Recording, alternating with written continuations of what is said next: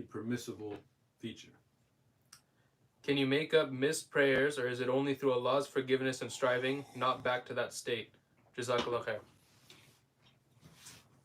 Regarding missed prayers, there are a few different situations.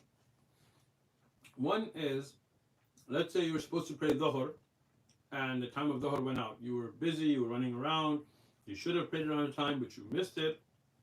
And the time of Asr has come in. Now you have to pray the Dhuhr as soon as you remember. Rasulullah said if somebody missed the prayer, they prayed as soon as they remember. That you make up.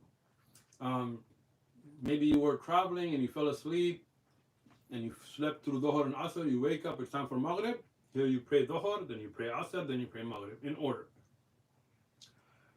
But if somebody didn't pray for 10 years, then Qada al-Umri, like praying all those prayers, some of the ulama have taken that view, but it's not based on evidence.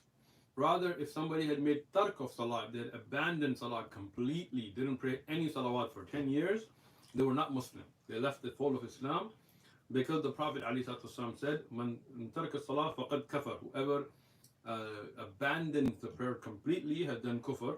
So they need to take the shahada and start their salawat, and that's it. There is no need to make them back up.